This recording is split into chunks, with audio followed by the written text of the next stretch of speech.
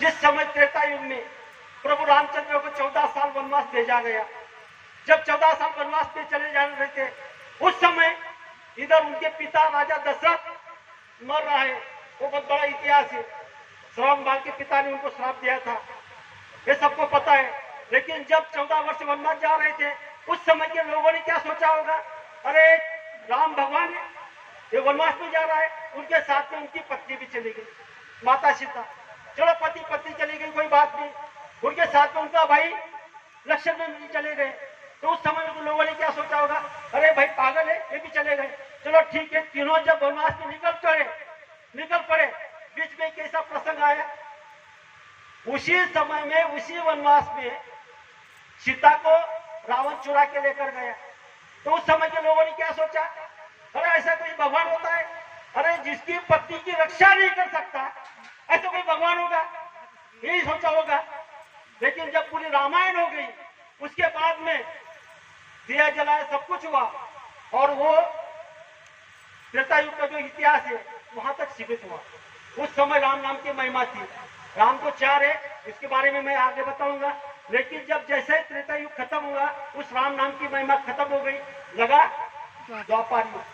अब द्वापर युग में पहले आकाशवाणी हुई, सावधान, मथुरा के अंदर में कंस को बताया गया कि तू सावधान, अभी भी अधर्म छोड़ दे, धर्म पे आ जा। उसने माना नहीं। उसी समय कृष्ण भगवान को यहाँ आना पड़ा।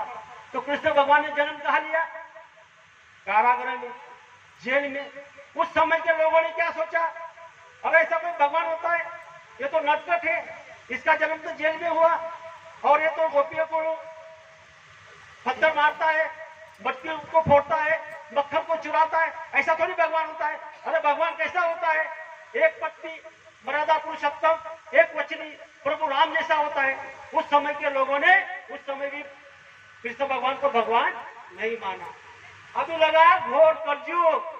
अरे इस घोर कलयुग में बाबा जय गुरुदेव जी महाराज सभी मानव जाति को चिल्ला चिल्ला के बता रहे हैं कि छोड़ दो अंडा मांस शराब, इससे होती बुद्धि खराब। मानवता का कर दिया नाश, पीकर दारू खाकर मांस।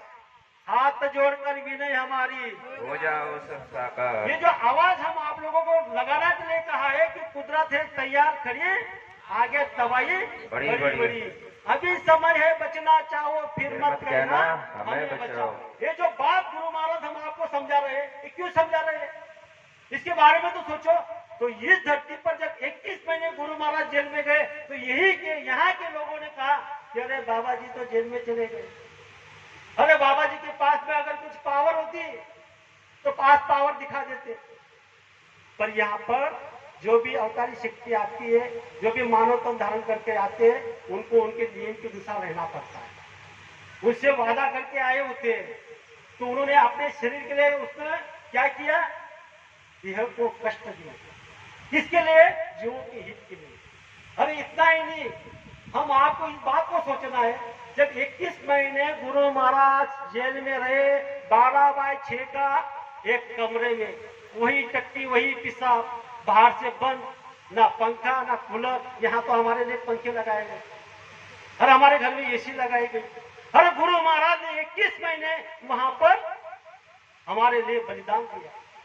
कौन सा गुना था मेरे बाबा जय गुरुदेव जी महाराज का, जरा विचार करो।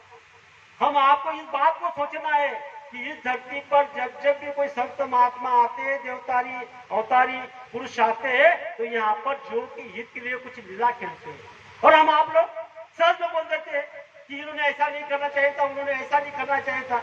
अरे गुरु महाराज ने इसके बारे में हमको छोटे छोटे आदेश दिए, मेहनत करो, ईमानदारी से करो तो आपको बरकत मिलेगी।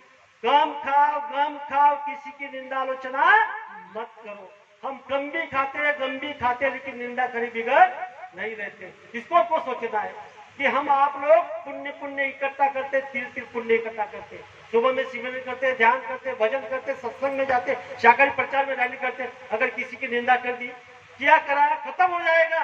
इस बात को आपको सोचना है। हम यहाँ पर आए आपका दर्शन के लिए, इतने दूर से हम आपका दर्शन के लिए आए, हम यहाँ सीखने आए, हम सिखाने नहीं आए।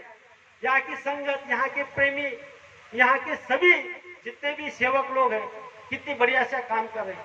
आज 23 मार्च का जो हमारी आदरणीय अम्मा जी, उनके जो बेटे राजेश भाई, उनसे हमारी चर्चा हुई 12 बजे तक।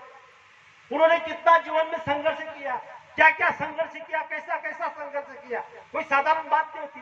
संघर्ष करना पड़ता है, तपाना पड़ता है। इस पर धरती पर गुरु महाराज ने कहा कि मेहनत के बगैर आपको कुछ नहीं मिलेगा, और संत महात्मा की, महापुरुषों की मेहनत कभी व्यर्थ नहीं जाती। उन्होंने जो जो मेहनत इस धरती पर की है वो व्यर्थ नहीं जाएगी।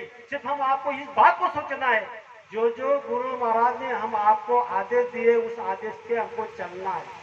सुबह में 4 बजे अमृत बेले में सिमरन ध्यान भजन करना है, वो हमारे जीवात्मा के लिए परमात्मा की पूंजी जमा होती है। और शाम को सामूहिक रूप में हमको सिमरन ध्यान भजन करना है, वो भौतिक पे लगाई जाती है। इसके बारे में हमको सोचना है। और इस धरती पर हम आपको गुरु महाराज ने कहा, सिमरन ध्यान भजन अगर आप नहीं करोगे तो धोखा किसको दे रहे हैं?